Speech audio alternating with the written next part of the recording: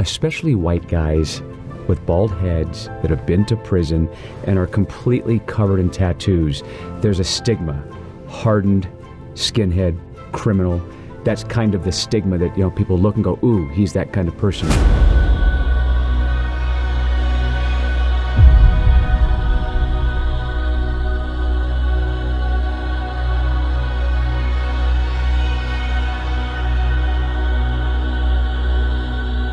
Welcome, friends, to a podcast with interesting people. I'm excited for our guest today. Our guest is DUrocher, and he has quite a story to share with you. So I want to ask you a question first. When you think of prisons, what comes to your mind? Is it really reform? Is it just locking people up? Is it bars? Is it guards? What do you think the prison system is really doing to help people integrate back into society? Well, that's exactly what we're going to be talking about today.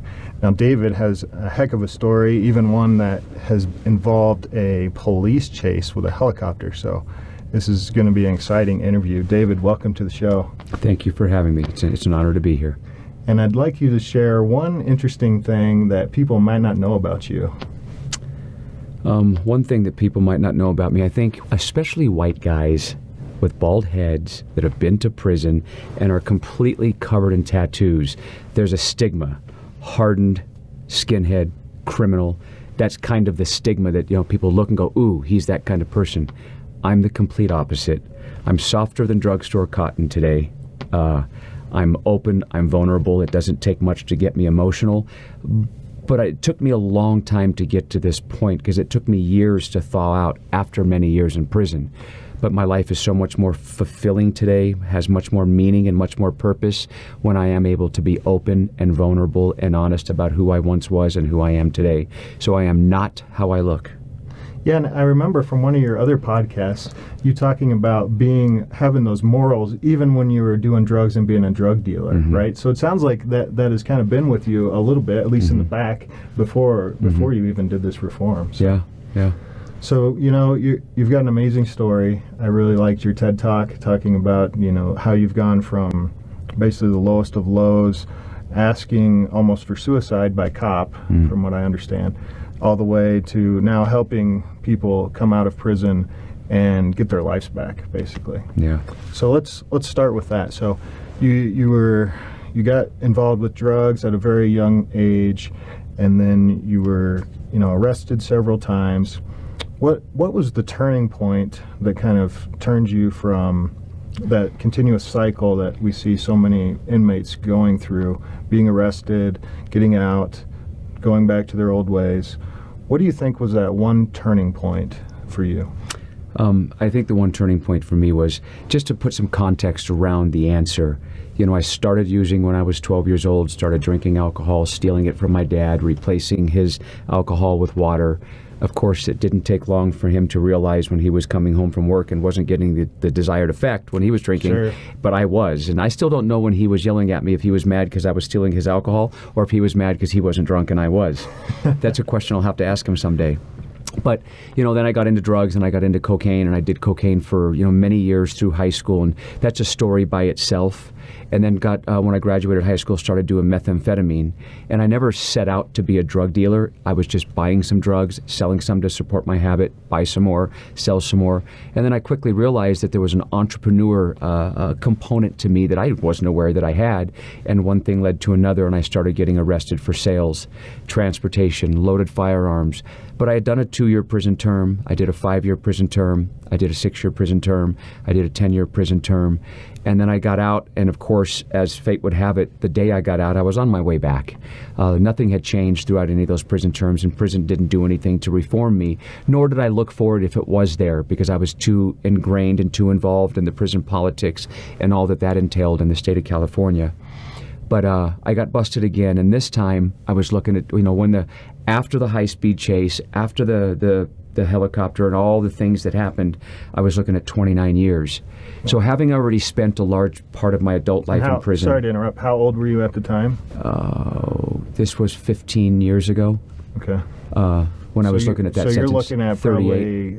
Probably, almost the rest of your life. Yeah, it would have ended up being the rest of my life. So that was really the humbling piece. The original deal was 29 years. A few months later, some of the ancillary charges had fallen off, but 22 years was the max exposure and the minimum exposure. That's what I was going to get, whether I took it to trial or whether I just copped a deal and took my plea.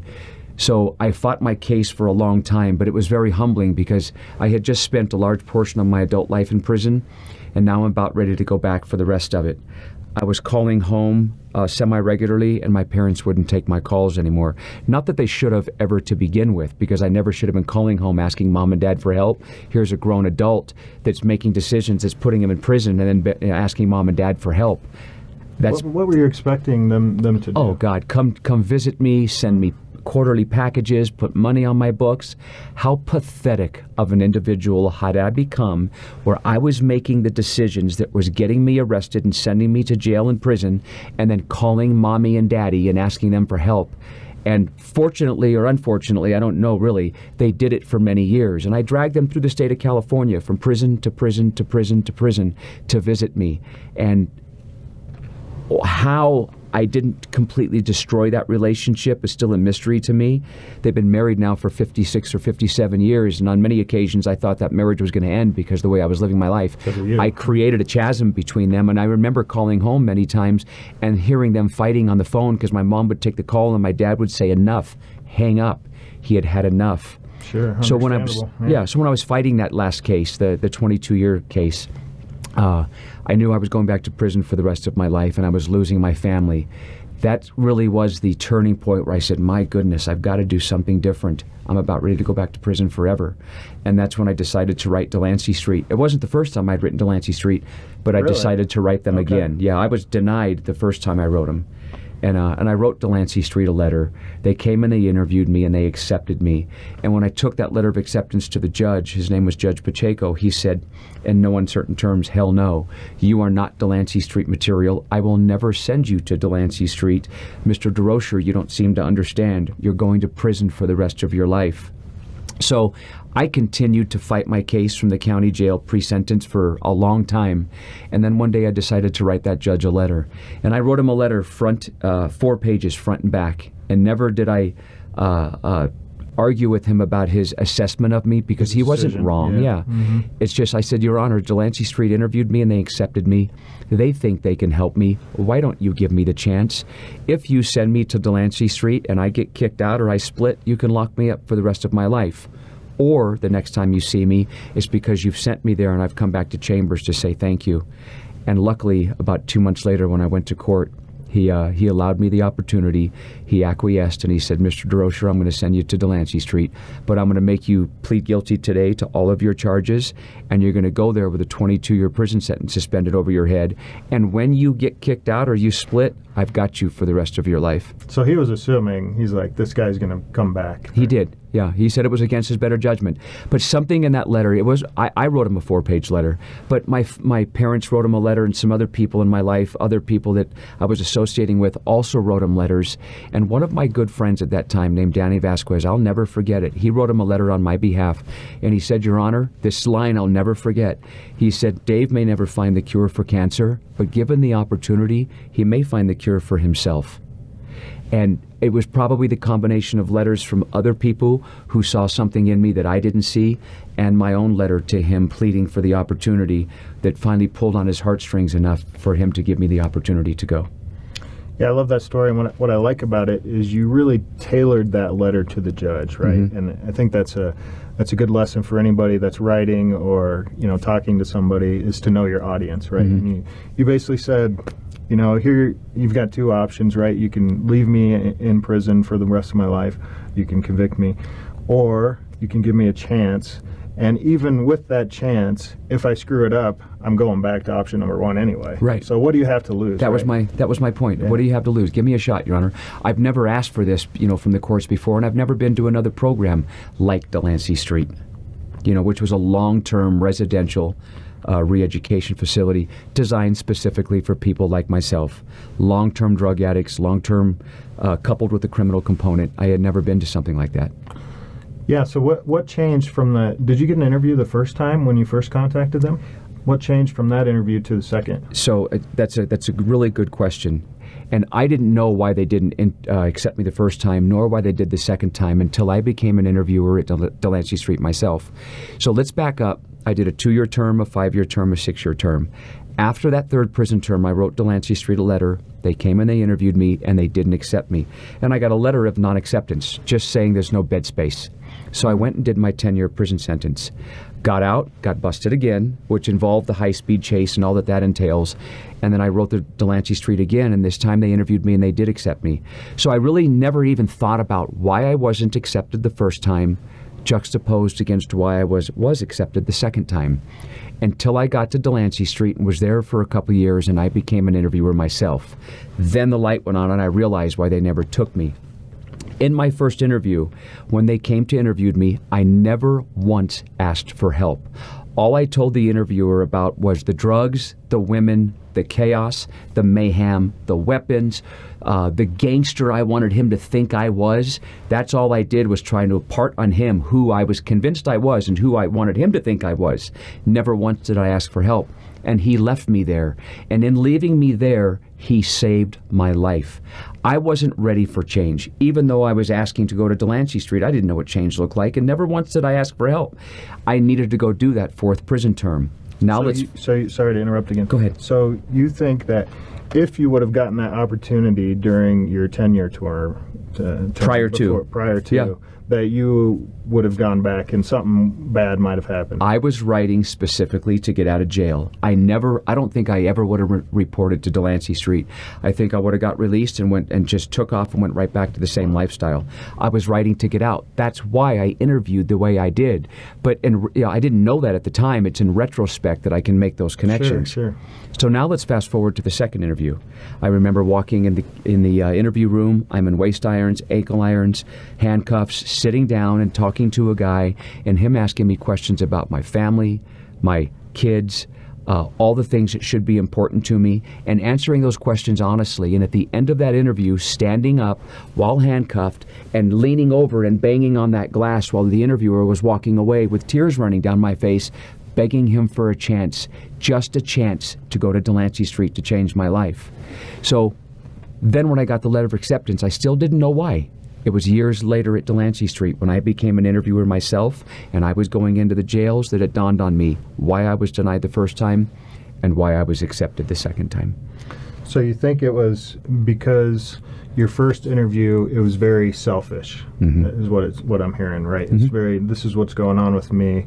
And the second interview, it was more authentic and, I'm thinking about my family now. I'm thinking about other people, and I know that if I get this chance, that I'll be able to be a better son and a better friend and that type of thing. Yeah, absolutely. That's awesome. So I think it gives testament to, the interviewers. Maybe the interviewers at DeLancey Street are, they can see through people. They've been there before. They saw right through me. So. And again, I'm thankful today that they did, because I wouldn't be sitting here today with you if that first interviewer would have accepted me, because I would have got out of jail and I would have took off running, and God knows where that path would have taken me. I could be dead today because of the way I was living my life, or imprisoned for the rest of my life. I don't know. We don't know what that would have looked like. But it just wasn't the right time. It wasn't the right time, and I'm grateful that I wasn't accepted. I needed to go do that 4th prison term. It's just amazing how the universe kind of takes care of people like that. And you bet. Puts the right people in the right spot, right? The right interviewer at the right time, and then 10 years later, same thing, right? Yep. So, well, that's awesome. So let's talk about these 30, 90, 60-day programs. I said that wrong. 30, 60, 90-day, drug rehabilitation programs, and how they're not effective. Were you ever a part of that? Yeah, I did some of the inpatient, not inpatient, but intensive outpatient programs when I was much, much younger. And I can remember as a teenager and a young adult when I would go to speak to counselors or therapists, and I don't ever want to disrespect that model, but it works so seldom.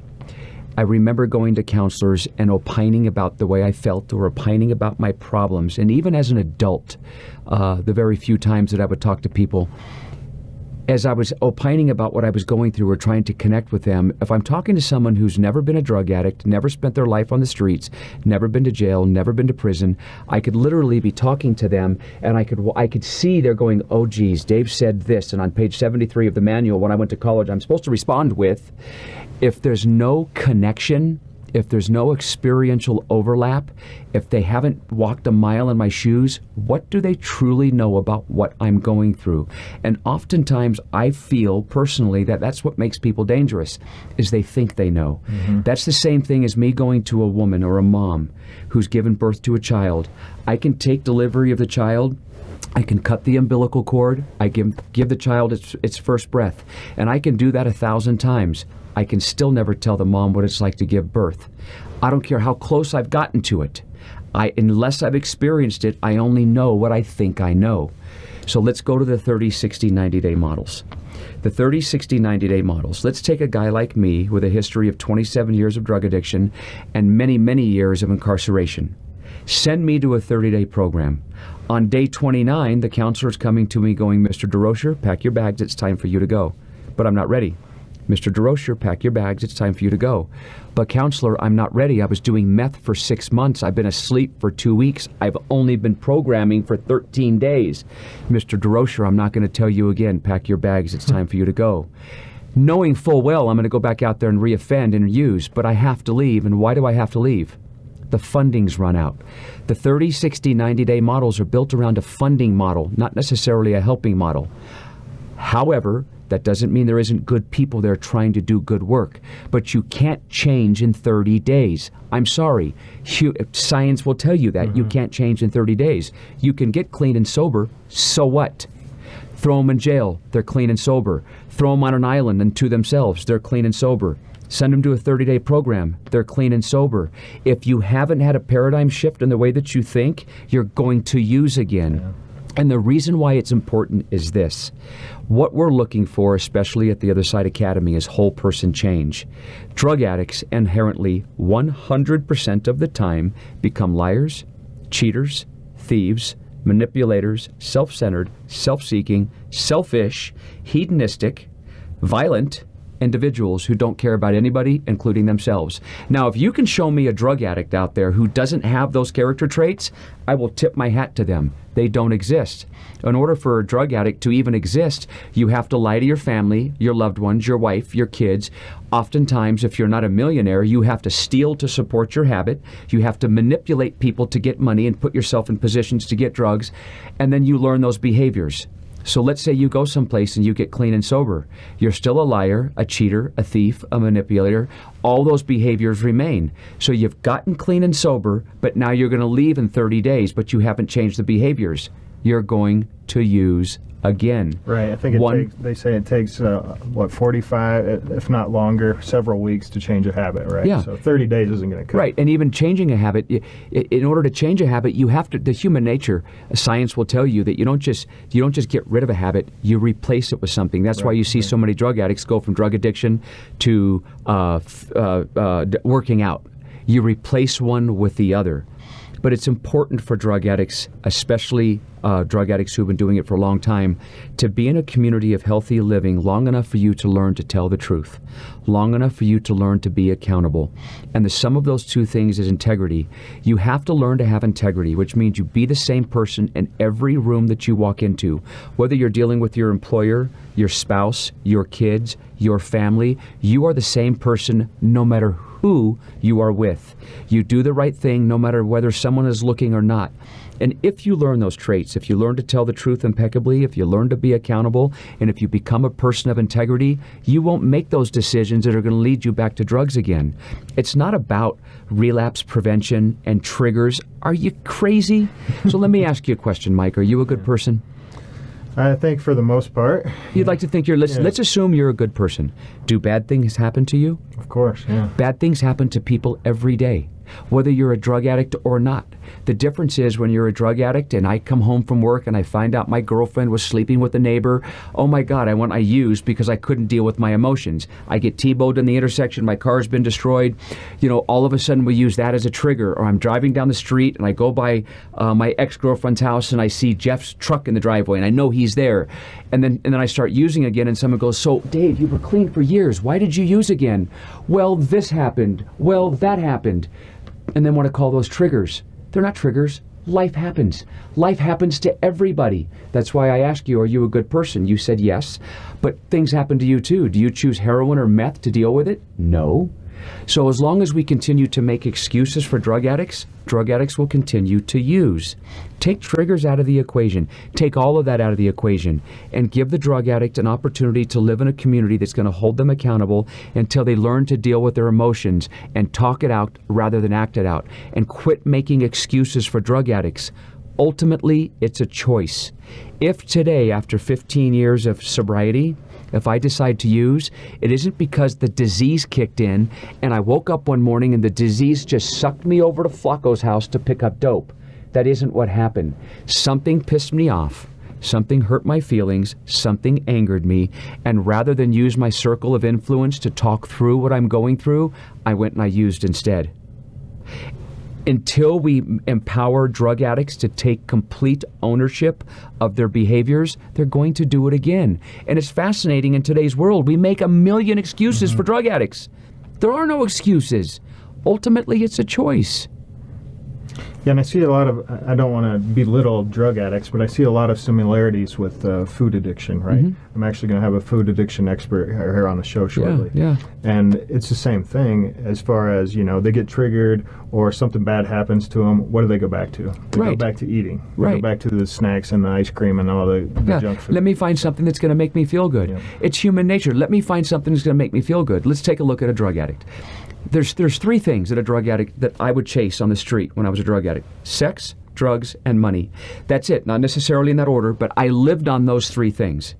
So then you go to a program like the Other Side Academy and you take drugs out of the equation and money out of the equation, and all that's left is men and women there. But then we take sex out of the equation too. So now you have none of those feel goods. Guess what you have to learn to become? Yourself. Good. Yeah. It's amazing that once you become good, you stop chasing the feel goods. You don't even have to be a drug addict. You could probably examine your life, and a lot of the listeners could examine their lives and ask themselves, what are the things that aren't good for me? What are the habits that I'm doing every day that give me those cheap feel goods? I'm selling out here, I'm compromising here, I'm selling out here, I'm compromising here because I need that cheap feel good. When you become wholly good, you will stop chasing the feel-goods. And when the drug addict becomes whole again and becomes a good person, you'll stop needing those feel-goods. Yeah, it's the difference between pleasure and true happiness, I think. Absolutely. Is the way to say it. So we got a lot to unpack there, so there's a lot of things that you talked about that I want to get into. Number one, I think, was the self-sustaining model, so that the companies that you have. And then you talked about having that empathy, so having your peers around you, community support, which also plays into these other addictions, right? So whether it's alcohol or food addiction or these other things, I see this model where you have this community of people so you have the accountability, right? I think that's a big thing. Right. And there's something else, but we'll get to that later. So, but before we get into those, I want to go back to when you were at DeLancey Street. So kind of go back to the story when you got accepted, when the judge, gave you that opportunity. Tell us about DeLancey Street and how those, first months were, and when you think the turning point was, and what helped you to do that. DeLancey Street is a 2-year program, a 2-year residential re-education facility. It was widely known as the gold standard in re-education facilities around the country for many years. It's been around since 1971. In often cases, it was the last place that a judge would send somebody like me, because they're not going to send me to a 30 or 60 or 90-day program in lieu of a very long prison sentence, because even the judges know that those aren't going to work for me. Sure. So DeLancey Street was like the last house on the block. The first 90 days that I was there was the longest 90 days of my life. The minute I got there, I'm immersed in this community of people holding me accountable. And 2 nights a week we go to games. Now when I say games, I don't mean checkers and chess and video games. It's a room of your peers. So you might have 18 people in a room calling you on your behavior. They might be blasting me in the room because I cut in the salad line, or maybe I took too long in the shower when there's 5 people in the room and we all have to be someplace, or maybe I winked at the girl, or maybe I'm talking to the women, or maybe I had an inappropriate conversation talking about my past. It could be any number of things. Every single thing got addressed, and I was called on my behavior all the time. By peers, not by peers. That's the fascinating part. Now I'm in an organization where the people who are addressing me are just like me. That had value, because one of the worst haircuts. Now, a haircut is a verbal reprimand. When somebody is addressing me, it's not like this. I don't need a haircut today, but you might think I got enough of them. But it's a verbal reprimand. And there was a day in DeLancey Street where I was standing in front of a very large sectional, and there was a lot of guys sitting at that sectional. They were all white guys from Orange County. I'm a white guy. I'm from Orange County. And I was standing in front of the sofa kind of addressing everybody.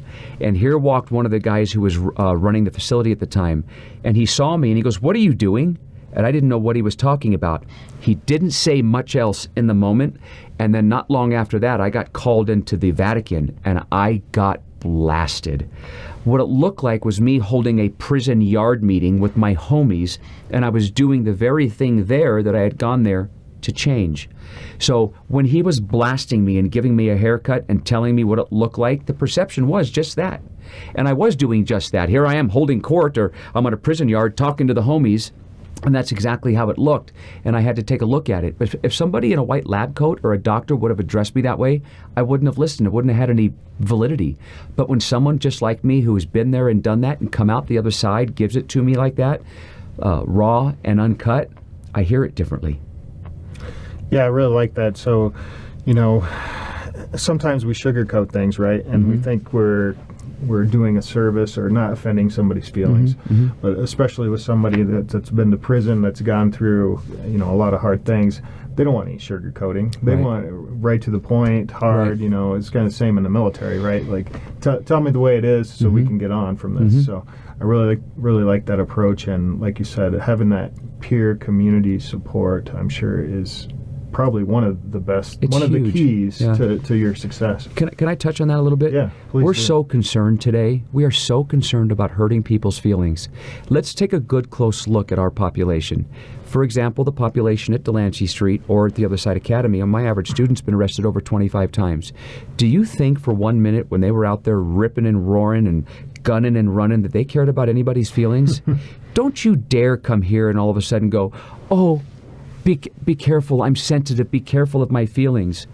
Love is truth. When you come to us and you start acting out all the ways that brought you here, we're going to give it to you raw and uncut. Oftentimes it's addressed just like we're having a conversation now. But let's say we're addressing you for something you've done wrong and you're fighting it and you're denying it, and we reach in your pocket and we pull the cookies out. We know you stole them, yet you're still denying it. Then we might bring it up a couple octaves and we might start getting in your southern exposure about your behavior and the fact that you can't tell the truth. And it might see these cookies here. Right. So it just depends. But what we're not going to do is sugarcoat things. This isn't a population that needs things sugarcoated.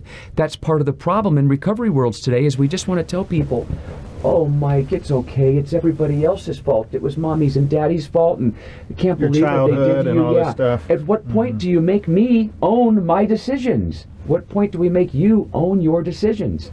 If we sugarcoat it and tell you everything's going to be okay, we're doing you a disservice. It's not going to be okay. You have to change these behaviors. Yes, let's get into that a bit. So that's the focus, right? Changing behavior, not educating about addiction or about drug use. Smokers know that smoking is bad for you, right? So it's not education, it's changing the behavior, and like you said, finding those outlets that are positive, such as exercise or, socializing with people. Sure. What do you think, besides the peer community, helps the Other Side Academy, these DeLancey Street, these type of rehabilitation programs? What do you think is the number one or two things that is influencing their behavior change? Peer-to-peer feedback. Peer-to-peer feedback's the number one thing. Whether you're in a game setting where you're getting addressed for your behaviors, or whether we're sitting in a room at the Other Side Academy, it's called the Quorum, and it's not unlike this room where we're addressing somebody's behaviors. It is that peer-to-peer feedback. It is the instant feedback.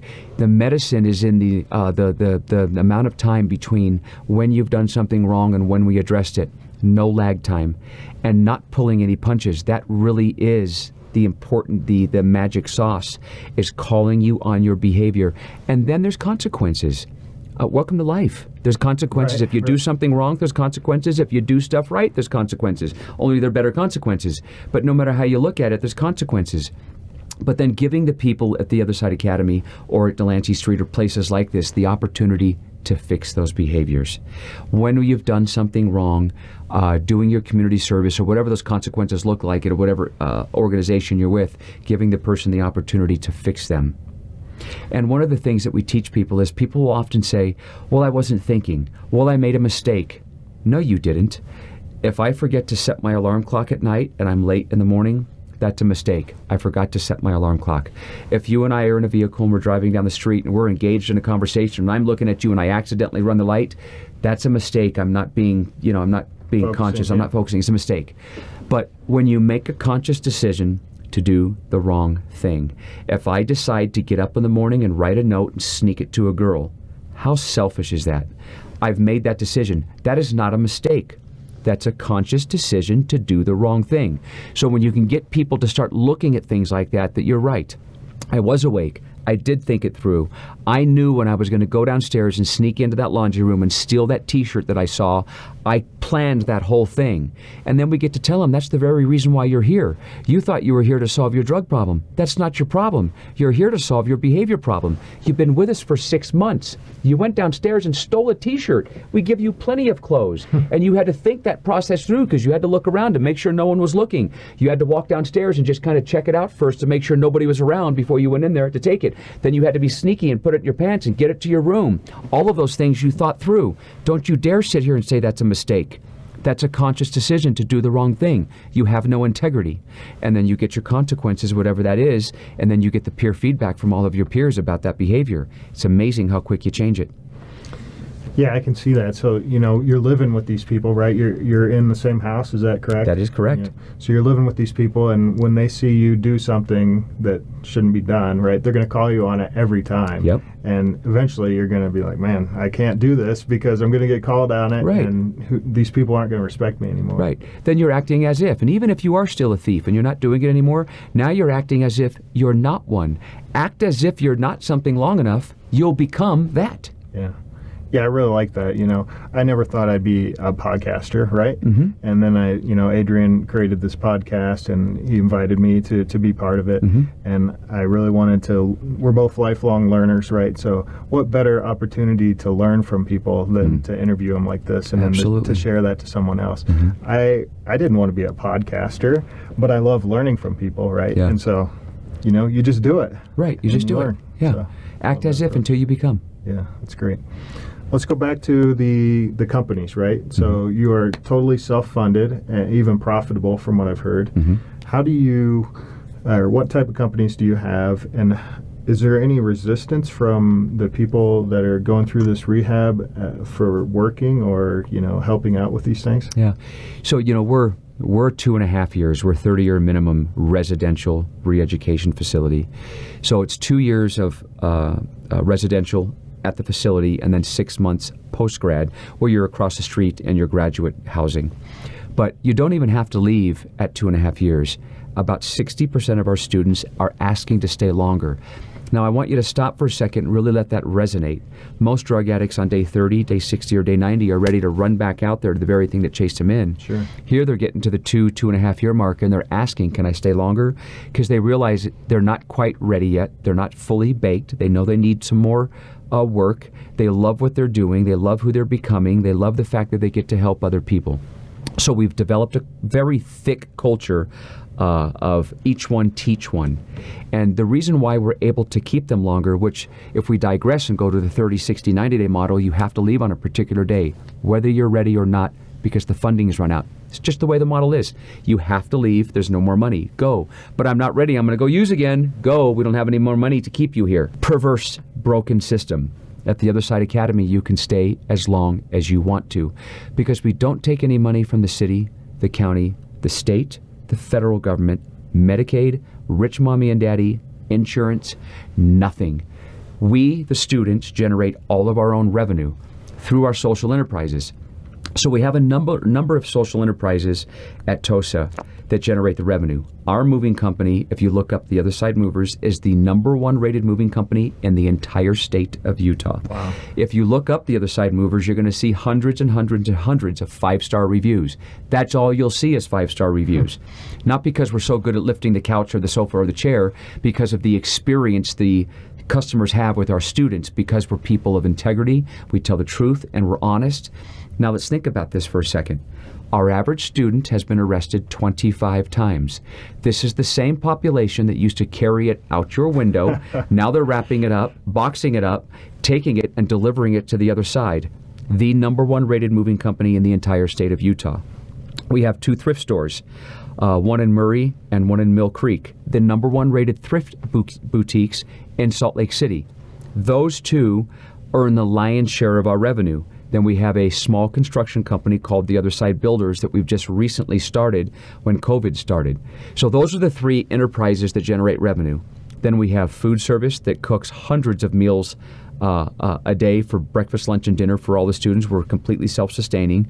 We have corporate development that reaches out to all the different companies in the state of Utah for donations in kind, because we're a 501c3, and a number of other smaller entities where people can also work if we're not going to put them at the thrift store or the moving company.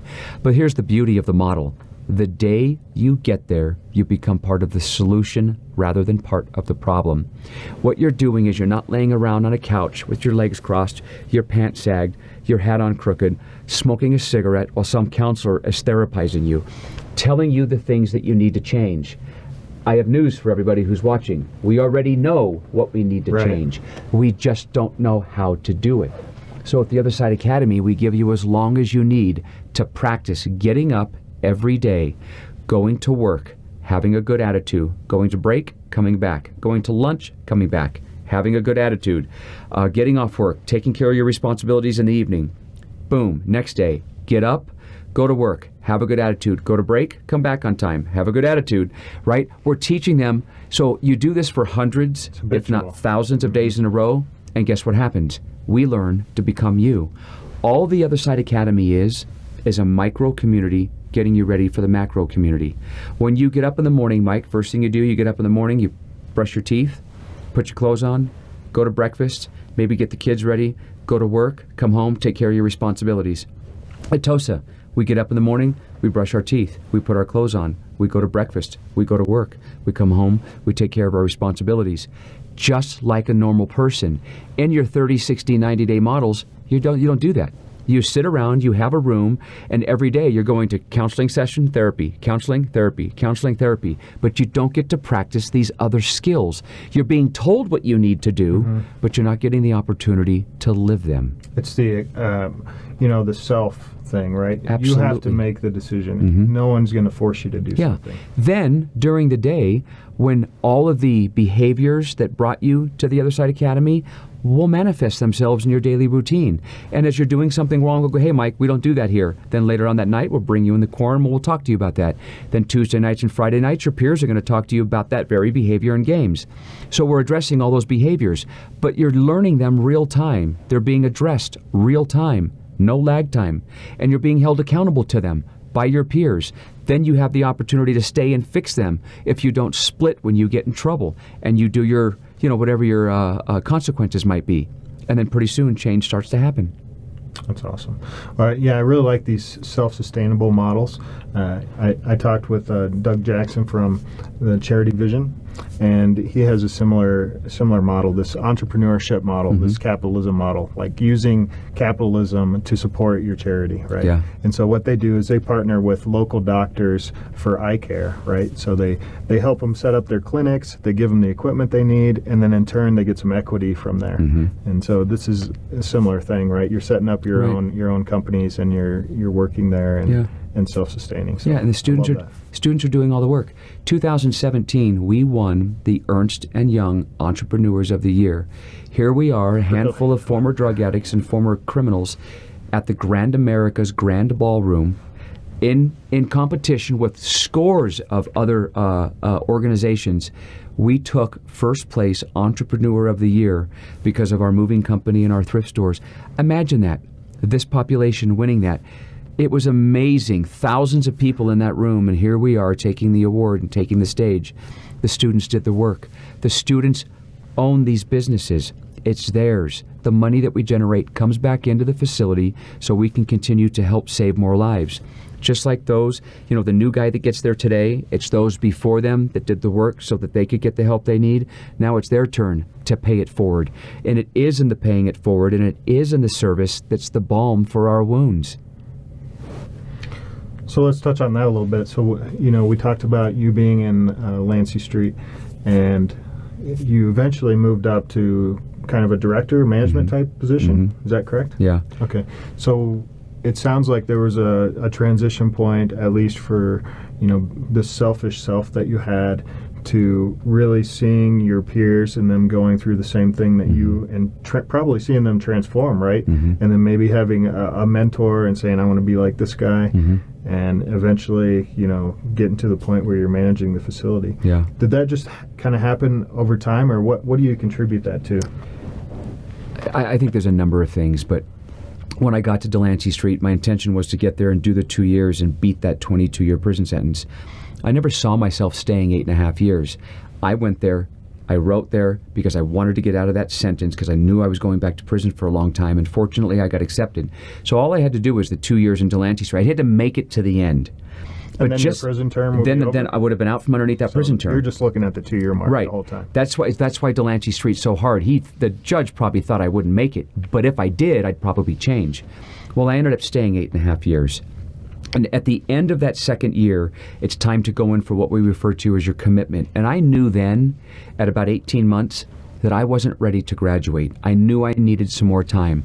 I started to feel good about me. I could look in the mirror and be happy with who I was. And they used to refer to me as Dinner Date Dave at DeLancey Street.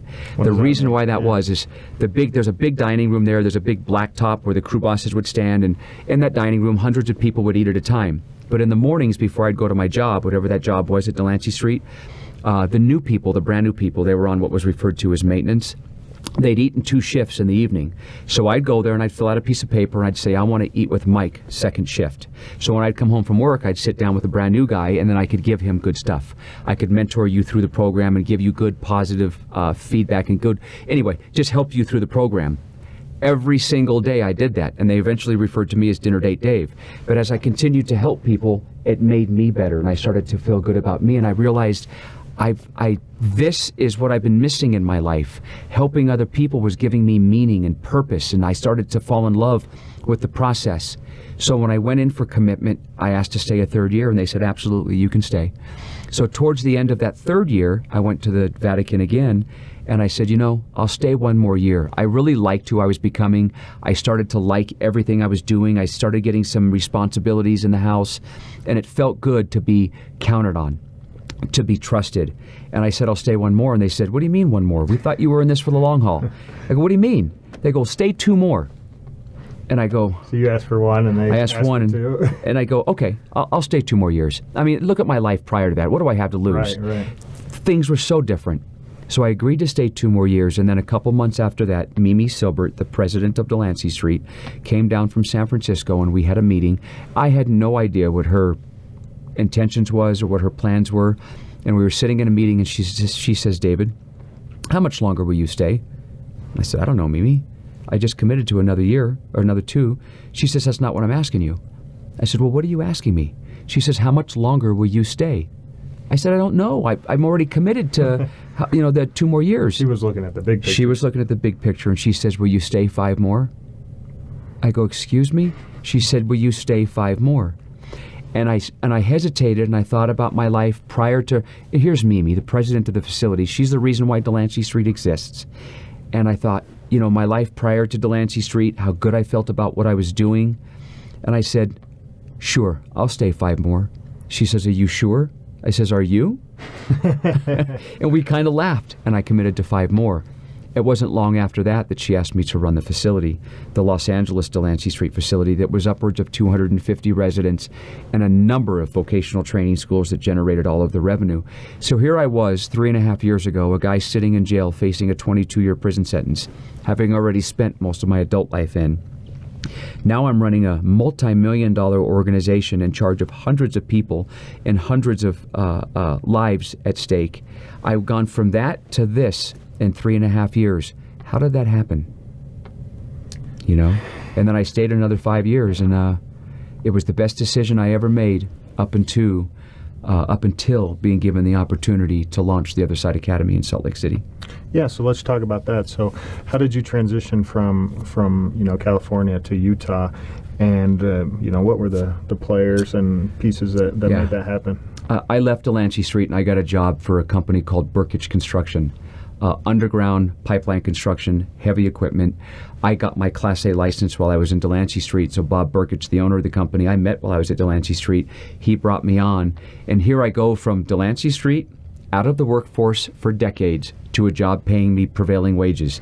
I'm like, wow, this is great. But then things kind of slowed down with Burkich Construction. Some of the bigger jobs got pulled off the counter. Things slowed down. And I went up to the oil fields up in North Dakota, to the Bakken. Many people are familiar with it. They're doing a lot of fracking up there. And a lot of DeLancey Street graduates had gone up there. And they were making completely stupid money. So I'm talking to my friends up there, and finally one of them convinced me to go up there. And I went up to the Bakken, and I worked 31 days in a row and made $17,000 in the first month that I was there. I worked every day. And now I'm going, this is completely insane. And I'm putting all this money in the bank. Right? So I'm having an affair with my checkbook, month after month after month, busting my rear end, working hard, and I'm just saving all this money. Now it's giving me options. Now I can make other decisions. I knew I didn't want to stay in the Bakken my whole life. And 2 things happened. I was learning to have an affair with my checkbook, and I realized that making money was fun, but I missed the people part. Saving lives was rewarding. So I left the Bakken, came back to Southern California, and started doing presentations, speaking engagements, and a lot of smaller programs in Southern California. And then a really serendipitous thing happened. Charlotte Baker, who was in DeLancey Street for 38 years, had left DeLancey Street a number of years before I did. Joseph Grenny and Tim Stay here in Salt Lake City, or in Utah, had reached out to her. Joseph Grenny, who is our founder, wrote the book The Influencer 15 years ago.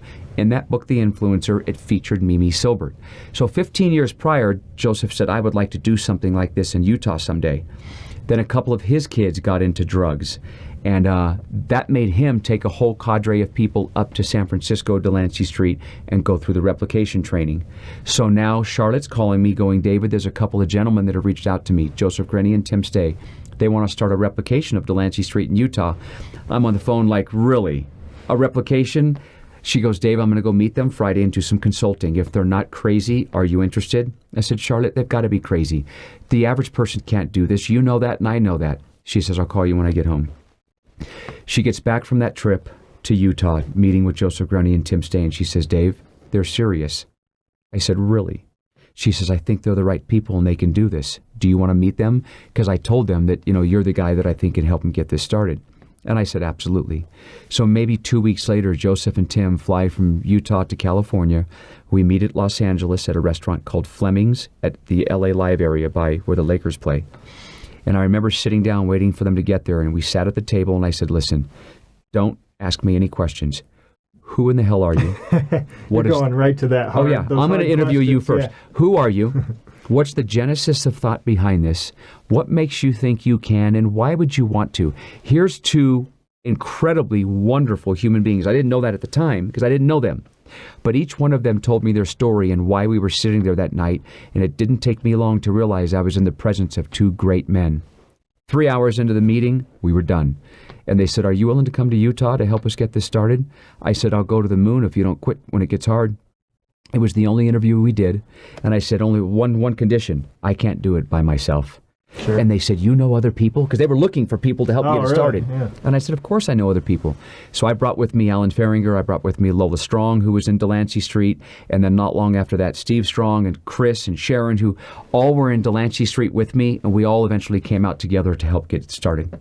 That's awesome. So what year did you start in Utah? We started in we closed on the property in August of 2015, so it's been almost 5 years. 5 years, okay. And how many students have gone through your program since then? I don't know the exact number. Somewhere between 350 and 400 people have interviewed and come through. Not everybody finished. We've got nearly 100 graduates now. We have nearly 100 people there now. So a lot of people will come. They ask for an interview, we interview them, they start, but they don't stay because they realize how hard it is. And, you know, drug addicts always want the easy way out, so they quit and they walk away. Yeah. But those who stay, we have upwards of a 90% success rate. Those who stay over 3 years are through the roof successful because they've committed a little more time and they've made that investment in themselves. Yeah, you're an example of that, right? Absolutely. The longer you're out of that lifestyle, the farther behind you it gets. You know, can you change in 1 day? No. Can you change in 2 days? No. How about 30 days? No. What's the number? It's different for everybody. But the longer you're away from that lifestyle and the longer you're practicing the new one, doing something right, the better your odds. And you said, you know, hundreds of people have gone through your program. I think I heard some kind of millions of dollars that you saved the taxpayer from prison terms. Do you know that number off your hand? Here's a guy like me in the state of California. A low number, it costs about $50,000 a year to incarcerate me. So if I'm incarcerated for 20 years, that's $1 million. We have 100 students, nearly 100 students in Salt Lake City. If it's the same, we've saved the taxpayers of Utah now probably $40 or $50 million of incarceration fees. But that's just the financial savings. What about the lives we've saved? Once you take a human being and you give them the opportunity to change, there's a ripple effect that you can't even quantify. It changes the dynamic with their children who they've kicked down the streets for other people to raise. Literally. It changes the dynamic in their family structure with mom and dad and siblings, aunts and uncles and cousins and everybody else. And oftentimes when you change, others in your family see that, wow, it's possible, then they come asking for help. Yeah, and I think we can tie in coronavirus with this, right? It's very similar where you got this spread if you're close together with people and it just takes off exponentially. Yeah. The same thing can be for something good like this, right? Absolutely. You change one life, they change another, those people change, 2 or 3, and it's just exponential. So You bet. It's amazing. Yep. And I'm sure there's a bunch of economic impacts that have happened too with entrepreneurs or people that have started their own business or worked for companies and things like that. We've got graduates now who have gotten together and they're starting their own cleaning businesses. I've got a graduate now who, these fires right here, went from 25 times arrested, in and out of jail and prison, through our program for 3 years, and he just got a job working for the state as a firefighter. And he got denied many times because of his criminal background, and appealed it and won, and he just came home last night. I didn't even recognize him because he came straight from the fire, and he's covered in ash, now fighting fires for the state. So he went from a drug addict, convicted felon, to a firefighter, and everything in between. Yeah, he went from costing the state money to actually saving the state money, right? Yep. That's awesome. I love it. So let's go into that a little bit. So what is the interview process like for someone that might be interested in this? The interview process is robust, to say the least. It is not your typical interview. It's different than most. And I can give you a little bit of an example of what an interview might look like. There's 2 ways that you can come to the Other Side Academy. You can walk through the front door and you can take a seat on our bench and you can ask for an interview. And we'll interview you, and if we accept you, you start that day. That's maybe 20% of our student population. Those are people probably that are out of prison. That are out of jail or just on the streets that will come in for an interview. About 80% of the people who come to us will write us a letter from the county jail pre-sentence.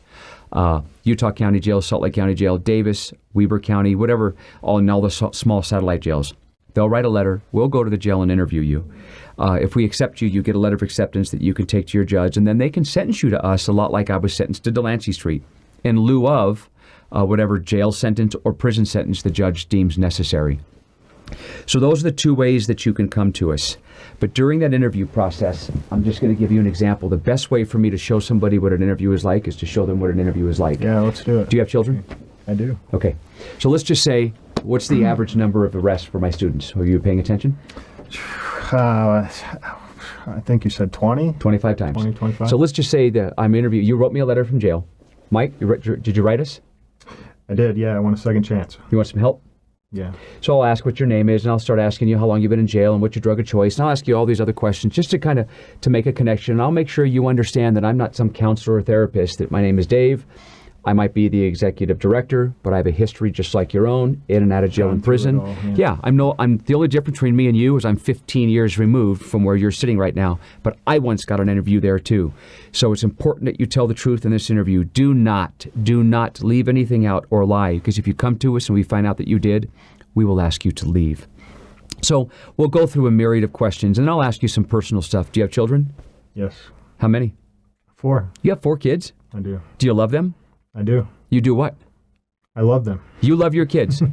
Let me see if I've got this straight, Mike. You just wrote us a letter from the county jail. That's where you're sitting right now. You've been arrested 32 times. You're on your way to prison for your 4th term. You just told me you love your kids. How in the hell would you treat them if you hated them? I've got this drug problem. I didn't ask you about your drug problem. Let's address the word love for a second.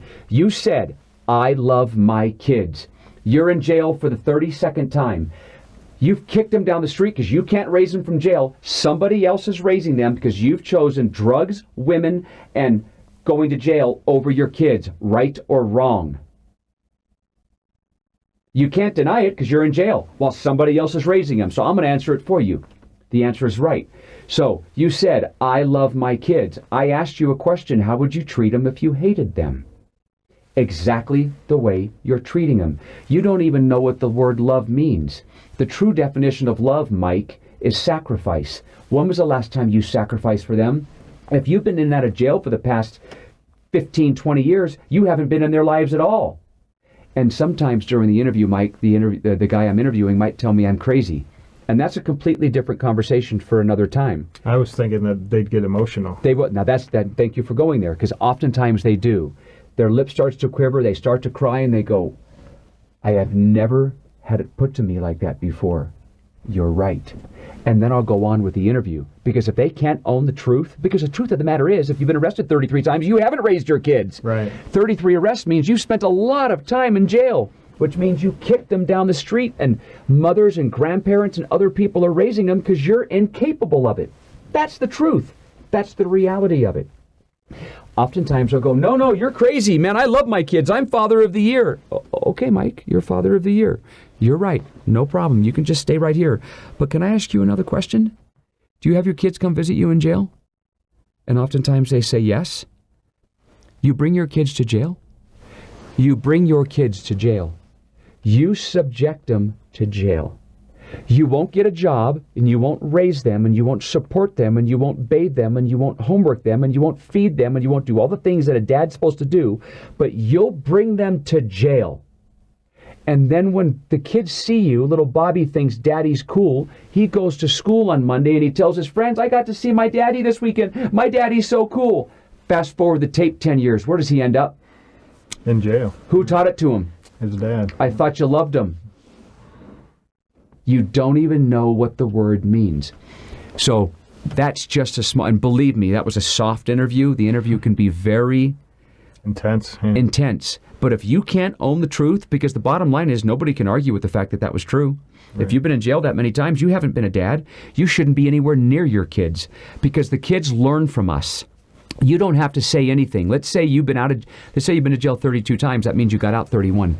And every time you got out, if you go see your kids, you don't even have to tell them you're back in their lives.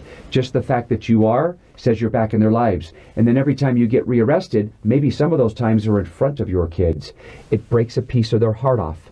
Then you're in and you're out, and you're in and you're out. All those broken promises, what do you think that does to children? It destroys them. What a horrible role model. And then you wonder why the cycle continues. Yeah. So that's a small piece of what an interview might look like. And if at the end of the interview, the interviewer says, I have never had it put to me like that. You are absolutely right. I've been looking at it all wrong. I need help. We'll probably take you. That's awesome. Thanks for sharing that. I mean, like you said, there's nothing except doing it to really. That's it. Yeah, I have to show you in order for you to understand. I don't think I would have got that if you would have just said, "Yeah, this is what we do." Put me in that position. Yeah, that's great. Because it makes them think, "Oh my God, I did just say I love them, but what if my action said love is just a word, but it should be an action? What if your action said?" We don't get judged on the things we say. We get judged on the things we do. And the way you've been living your life, Mike, doesn't say you love anybody. And I'm guessing these type of interviews don't happen with mental health counselors and that type of thing. Not, like you said, not to put any blame on them, but right. It sounds like they're not in that situation. And, until you have a peer that's gone through that, and, obviously the things that you've gone through have helped you be where you're at right now. Yeah.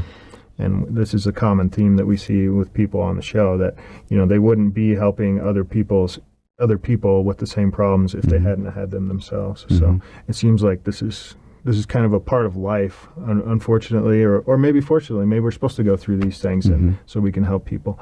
But what I was getting to is this raw, in your face question, conversation type thing. They've probably never had that before. Correct. Okay. Yeah, again, I think I mentioned it earlier. We want to sugarcoat everything, and we want to be really careful and sensitive about their feelings. This isn't a population that's been concerned about anybody's feelings, including their own, for a long, long time. Now, don't get me wrong. We're not cold. We're going to hug you, and we're going to love you, and we're going to laugh, and we're going to cry with you. When you come to us and you live at the Other Side Academy, we're inviting you into our family. You are part of this family. But in a family, there is responsibilities. And we're going to tell you the truth, and we want you to tell us the truth. And here's the fascinating thing. I'm the executive director. I live on property. All of my staff live on property. Really? Wow. We do not punch in at 8 o'clock in the morning and then at 5 o'clock punch out and drive home to Draper, right? We are committed. We are in the trenches with the students. And I spoke about games earlier, the forum where people call each other on their behaviors. I have to go to games. So let's say you and another student have done something wrong, and you guys are calling each other on their behavior because he passed a note to a girl and you knew about it, and you guys are going at it in games. Let's say I did something wrong at the Other Side Academy. I made an inappropriate conversation or did something wrong at the Other Side Academy. The students can take me to a game. From Joseph Grenny, our founder, to Tim, our CEO, to myself, the executive director. We're all held to the same standards that we're asking you to live to. So here's the question. Very different from the corporate world. Bingo. That is why corporate America is so sick, because when was the last time you could take your boss into a room and go, "Listen, USOB, I know what you're doing," and have a job on Monday? Right. You can't. People put blinders on. They don't want to. If you see something, they don't say anything. Could you imagine if somebody would have said something about Harvey Weinstein a few years ago when he was marching all those kids up to his room? Had they said something, how many lives would have been spared? How about Wells Fargo when they were opening all those fictitious accounts, the millions of dollars that wouldn't have been bilked where they weren't supposed to be? When you see something, say something. At the Other Side Academy, from the top to the brand new person, we're all held to the same standard. And we all have to sit in those same feedback sessions and hear about ourselves. And that's when the students know, wow, they're bought in. They can't tell us we don't understand. We live there with them. Yeah. It is an extended family. There's the family you're born into. There's the family you choose. Welcome to TOSA. That's awesome. I mean, we've hit on a lot of things, and I know your time's valuable. I don't want to take too much more time. But I think I want to end with how, the prison system is huge, right? We have, I don't know how many thousands, hundreds of thousands of people incarcerated each year. And like you said, the taxpayer pays a lot of money to do that. Yeah. And it sounds like, from what I've heard and seen from your other podcasts and videos, that this is a real model that we can use throughout the country. And I know you've opened one in Denver, right? Mm-hmm. So yeah. Recently. How do we transition from what we have right now in the criminal justice system, which isn't doing anything remotely close to what you're doing of changing people's behavior? How do we transition from that, this is a bad person, they're going to be a bad person the rest of their life, to let's give them a second chance if they're willing to put forth the effort? How do we make that transition? Let's make no mistake about it. Prisons have a place. They're not designed to rehabilitate. They never have been. That, the streets aren't conducive to change, jails aren't conducive to change, prisons are not conducive to change. That wasn't the intent. So let's take that piece out of the equation. But every time that I went to prison, that is exactly where I needed to go. Every time I got arrested, 2-year term, 5-year term, 6-year term, 10-year term. That is where I needed to be. It was the best place for me. It kept the community safe, and it kept me safe. Prison probably saved my life in spite of it being so violent in California. But that's another story all by itself. But I needed to go to prison because I was a menace in society. So prison has a place. However, when somebody is ready, when they're done, like I shared with you earlier, when I realized that I need to do something different, I want help, where do you send me? The 30-day models don't work. So it isn't so much prison. It's the models that we're using aren't working. We need to break the model. They need to be longer, but they can't be longer because the government and the taxpayer isn't going to fund a longer model, and most of those models are funded by insurance. They're not going to fund it. We need to break that model. We need to start more therapeutic communities where people can live in a community as long as they need to, or however long it takes for them to change. So prison has a place, but not everybody that is doing drugs needs to go there. We need to make other opportunities available to them. But the 30, and that's why our average student has been to 6 of the 30, 60, 90-day models. They don't work very well. So we need models that do work, but they need to be ran more like the therapeutic communities that are run by former drug addicts and former criminals who have come out the other side and learned to do something different and have what it takes, both the heart and the aptitude, to do this kind of work, right? That isn't managed or isn't funded by government. That's what we need to do. So what is your call out to maybe some entrepreneurs that might be interested in, have a big heart, but also have an entrepreneur background or some funding, some capital that might want to start something like this? What would you tell them? Our goal when we started the Other Side Academy in Salt Lake City wasn't just to put one bench. That's where everybody comes and sits to get an interview at the Other Side Academy. Isn't just to have one bench in Salt Lake City. We want to put a bench in every metropolitan city in this country. We opened up 5 years ago in Salt Lake City. A year ago, May, we opened up Site 2 in Denver. We have San Diego, Peoria, Atlanta, Des Moines, and many other cities around the country who are coming to us going, bring the model to us. Looks like San Diego is going to be Site 3. We've got the funding. We've got the capital. We've got the powers that be in San Diego in our corner. It looks like that's where we're going to go next. So these things aren't cheap. So if people want to help this population, we need capital. We need money, runway money, to get started at these other cities. Have a couple years of runway money. Startup, yeah. Because in Salt Lake City, we told Joseph and Tim when we started, give us 2 years and we'll be self-sustaining. At month 17, we were covering all of our operational costs. We have been completely self-sustaining ever since. A profitable nonprofit ran by drug addicts and ex-felons. Let that sink in. Yeah. So if there's entrepreneurs out there, people who want to help, we need help. We've got a building now we just bought next door. Now we have 6 properties at the corner of 7th East and 1st South, so we can continue to take more people in and help save more lives. But there's thousands, tens of thousands of people throughout the country that need help. We want to open in other countries. And we're also looking for other organizations that want to hire our graduates. Mm-hmm. I have countless organizations throughout the Wasatch Valley, huge general contractors, the different Miller Automotive Group. There's countless companies that are coming to us asking us for more graduates. I can't even name them all off right now. Just because of their work ethic? Yes, because they get there and they've got a monster work ethic. They've been with us for 2, 3, 4 years. They work everybody under the table. And more importantly than that, they say something when they see something. I've had people that have gotten a job and 2 weeks later they're going, Dave, I'm out on the road. I'm in this truck with somebody. That person's doing drugs. I went to the boss and I let them know. That could have saved a life because the person driving that vehicle could eventually gotten an accident and killed somebody. Mm-hmm. So they're saying something. These organizations love people who are accountable and have boundaries and say something when they see something. That's why I get so many calls from different organizations going, do you have more graduates? Do you have more graduates? They get to the point where they're going, okay, you don't have any more graduates yet. Can I hire some of your senior students? They want our people to work for them. It's like they're getting them, getting them before they graduate college, right? Yeah, exactly. So I want to recommend to people, come see what we're doing. Reach out, come have lunch, meet the students. I can tell you all day long what TOSA is like, but until you experience it, see it, touch it, feel it, breathe it, you will leave the Other Side Academy a different person than than when you got there. Awesome. I think that's a great message to end on. Yeah.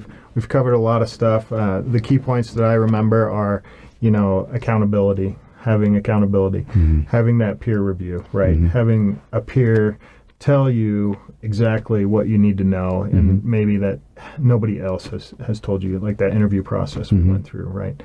And I think your third one was the contribution part, right? That really changed you, giving back and feeling like you're a part of society and doing something. I think it's important that, I'm sure, Mike, that there are people in your life that you can count on.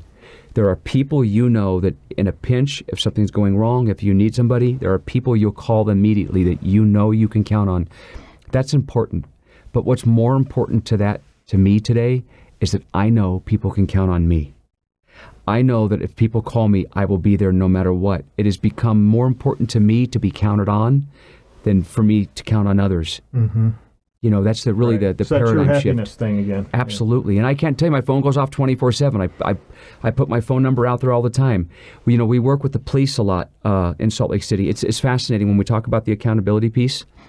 A couple of weeks ago when the riots happened, I called the mayor. I meant to bring that up, so thank you for doing that. A couple weeks ago when the riots happened, I was sitting back at my house, and I'm like, Saturday night, I'm watching them burn cop cars. They're violent. They're breaking into places. I get people are upset, and I get the protests need to happen. Please understand that part. But the violence doesn't, and they were tearing the city apart. And I called our mayor the next morning, and I said, we need to go back and we need to take our streets back. And I brought our whole population to downtown Salt Lake City with trash bags, and we canvassed the whole area and picked up all the trash. That was our contribution to make a difference. And then I think I saw a photo of your students with the police officers. Absolutely. And maybe shaking hands. Absolutely. That's amazing. Well, it even gets better than that. Where our facility's at 7th East and 1st South, the Masonic Temple parking lot, the big parking lot, is adjacent to our property.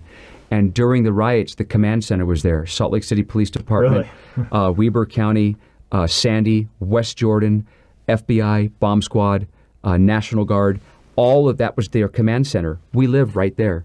So it's a Saturday night, 6:30. Mayor Mendenhall calls me. She says, Dave, I'm sorry to call you on a Saturday night. I says, Mayor, you don't have to be sorry. What's going on?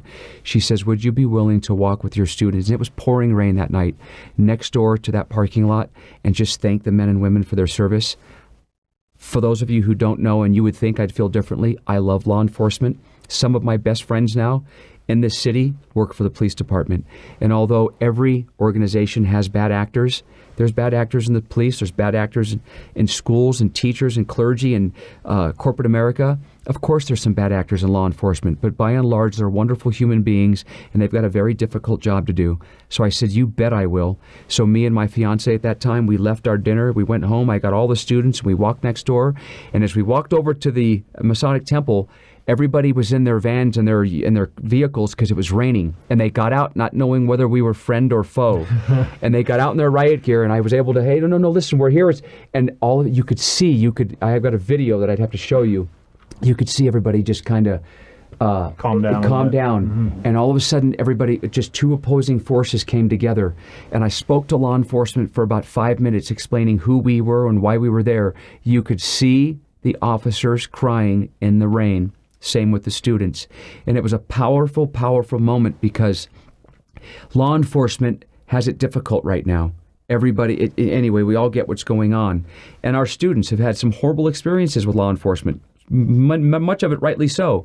But to bring those two forces together and for people to understand that this is how we're going to create change, we have to become part of the solution, not the problem, and address the problem. Not as a systemic one, but as individuals making bad decisions. And it was just a wonderful, wonderful opportunity for us to do that. And now, a couple of days ago, we were on a phone call, myself and Joseph and Tim, with Mayor Mendenhall and the Chief of Police, and they're going to allow us to start helping train the police on the 200% accountability that we practice at the Other Side Academy. If we can take a population that has lived their life on the streets, in jails, and in prisons, and they can change, we can help the police change also. And all it takes is a few small tweaks. And it can't happen from the top down. It can't be the chief addressing the guy in the police car. Right. It has to happen from the bottom up. It absolutely has to be peer to peer. Yeah. The units that are working together have to be able to call each other on their behavior. If you can wear a badge, if you can pack a weapon, and if you can put your life on the line every day, you should be able to sit in a room and listen to feedback. If you can't do that, you shouldn't be part of that organization. And you also should be able to give feedback to your higher You ups, bet. right? Without You any bet. reprimand. You bet. And to Chief Brown's credit, he was all for it, and we've texted back and forth since then.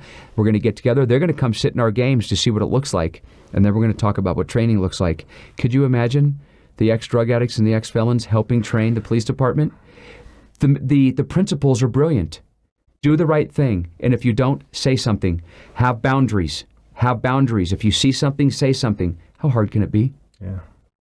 That's awesome. I love that. I would have never thought that, we'd see that happen, right? A lot of it's due to our leadership. Thankfully, Erin Mendenhall is a visionary, and she understands what we're up against. Thankfully, Chief Brown understands, and he's willing to listen to feedback from an organization like ours and to say, okay, let's take a look at that. That says a lot about him, about his character, and about his willingness to do something different. Yeah, to have, the higher-ups be just as accountable as a drug addict, right? Yep. That's amazing. It's been a pleasure talking with you. You've got quite a story. I love the model that you're using, especially the self-sustaining part, but also focusing on the behavior and not just the drug problem. Yeah. This is your chance to give your last hurrah to our viewers. Maybe one last thing you want to leave them with, and let them know where they can contact you or help with the Other Side Academy. Yeah. I spent many, many years of my life helping people die, and it is my commitment to spend the rest of my life helping them live. If you know somebody who needs help, a former drug addict, whether they're on the streets, whether they're in jail, whether they're in prison, let them know about the Other Side Academy. Let's get them an interview. Let's see if we can get them here and help them change. It is imperative going forward. We want to save as many lives as we can, and we have a model that works. So if you know somebody, family, friend, neighbor, it doesn't matter, have them reach out. They can reach us at theothersideacademy.com. They can call the Other Side Academy and we'll answer any questions they have, or they can just come right to the front door, take a seat on the bench, and we'll interview them. Let's give them the opportunity that they deserve at changing their life. What an amazing story that David has. If you know someone that can benefit from his story and from the Other Side Academy, making that transition from being in prison to back to regular life, please reach out to theothersideacademy.com and help them find the life that they deserve. If you would like this episode, please hit that like button and consider subscribing. We also have some links in the show notes. We have a link to David's TEDx talk where he goes through his story in more detail. And also, there's a link to the recent video where his students actually thanked the law enforcement officers here in Salt Lake City that were helping the city with these riots. Thanks for watching. This is Mike Blasi. Until next time. Thanks for listening to a podcast with interesting people. Please subscribe and leave a review or comment. And support us by sharing our episodes on social media. We really appreciate it. And for more information, visit us at apodcast.com. Thanks.